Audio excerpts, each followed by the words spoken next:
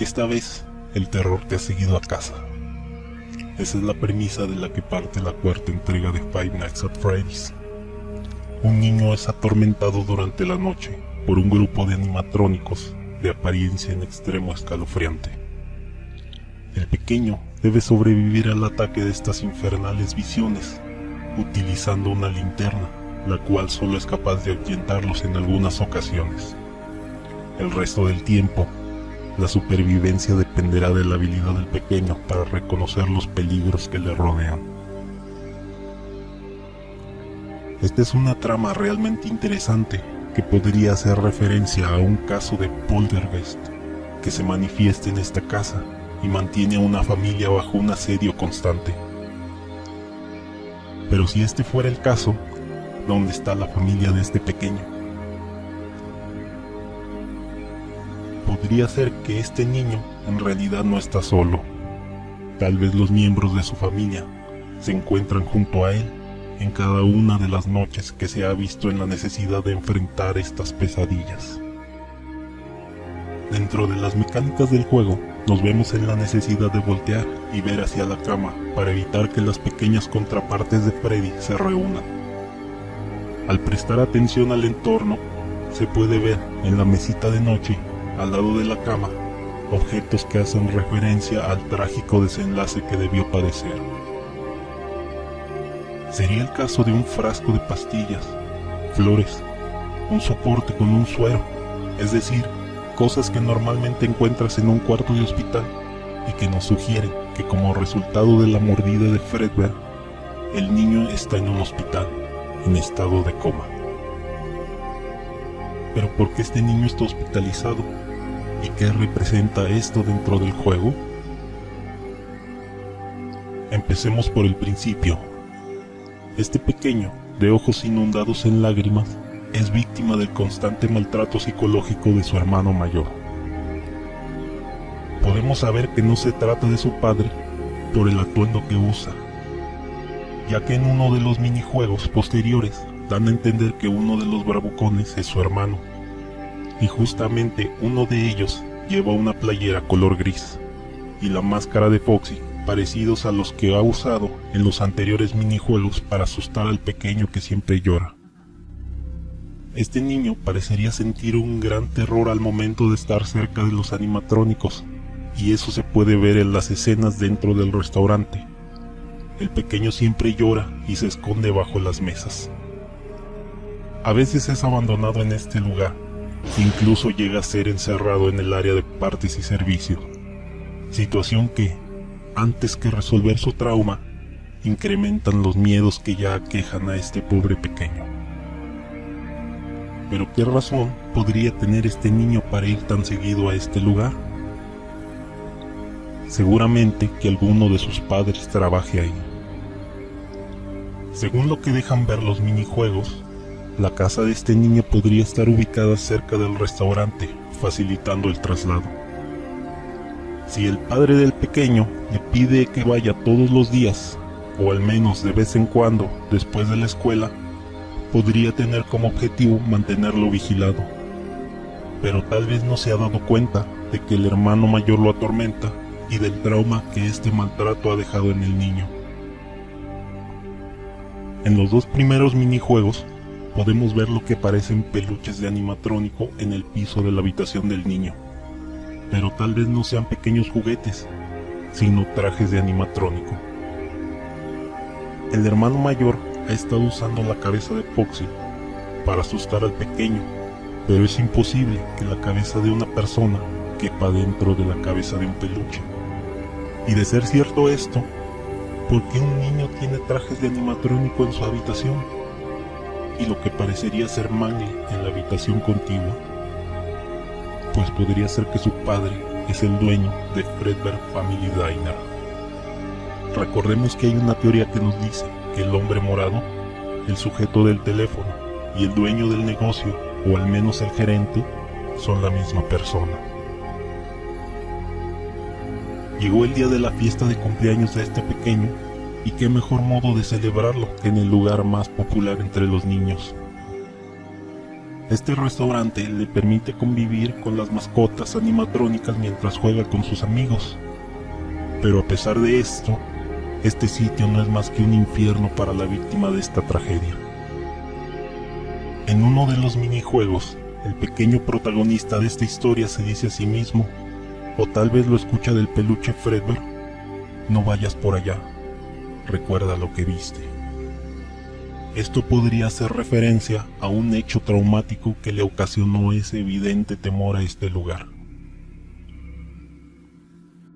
Esto es solo una idea, pero este pequeño podría haber sido testigo de la muerte del primer niño asesinado en Fredbear Family Diner, cuya alma es posible que habite en la marioneta. Esta podría ser la razón de que la niña del minijuego mencione que ellos vuelven a la vida durante la noche, y que si mueres, esconden tu cuerpo y nunca le dicen a nadie. Eso suena como el procedimiento de limpieza que describe el sujeto del teléfono en las llamadas del primer juego. Quienes vuelven a la vida podrían ser los animatrónicos, y quienes esconden el cadáver tal vez sea el personal del restaurante, bajo las órdenes del hombre morado. Durante la fiesta, el hermano mayor y sus amigos están molestando al temeroso pequeño que no deja de llorar. Este grupo de bravucones decide que aún no le han causado suficiente tormento y lo lanzan a las fauces de Fredbear. Este, al ser probablemente el primer modelo animatrónico, carecía de algún sistema de seguridad que le impidiera ejercer la fuerza suficiente para dañar cualquier objeto que obstruyera el movimiento normal de sus mandíbulas robóticas. Con el cráneo destrozado, este pequeño termina en coma, perdido en el laberinto de su mente, acechado por inverosímiles versiones de los animatrónicos que llegó a conocer y a considerar sus amigos mientras aún se encontraba en este mundo. Es posible que tras este agónico viaje por los más oscuros rincones de su mente, este pequeño falleciera, lo que tal vez provocó que su alma vagara en pena por el lugar que ocasionó su tragedia. Entre los animatrónicos a los que este pequeño debió sobrevivir se encontraba Nightmare, un personaje similar a Fredbear, solo que con la notoria característica de ser negro, a excepción de su moño y corbata, que son amarillos. Existe una teoría que señala que los modelos Spring son los animatrónicos Shadow y que Spring Freddy es Golden Freddy. Si lo consideramos un poco, tal vez Nightmare sea una representación del odio y resentimiento que sintió este pequeño al momento de morir como resultado de las terribles acciones de su hermano. Es decir, que este animatrónico representa una visión futura de la víctima de la mordida. Uno de los misterios más grandes en esta saga de videojuegos siempre ha sido la identidad de Freddy Dorado, y esta última entrega podría haber resuelto esa incógnita. Tras la muerte del hombre morado, en el minijuego Happiest Day, aparecen los 4 niños que se encuentran dentro de los animatrónicos: Freddy, Chica, Bonnie y Foxy, en compañía de la marioneta, entregando un pastel a un niño que está llorando. Cuando el niño deja de llorar, aparece su rostro, una máscara de quien parecería ser Freddy Dorado. Esta escena podría representar cómo las almas de quienes causaron la muerte de aquel pequeño lograron reunirse con él, pidiendo perdón y terminando con este ciclo que podría haberse considerado una especie de purgatorio para todos ellos.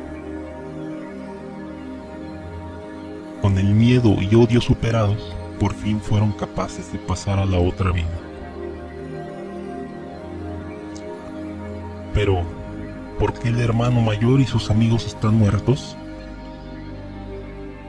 Una teoría menciona que el padre del pequeño trabajaba en ese lugar y fue testigo del cruel acto de aquellos 4 muchachos.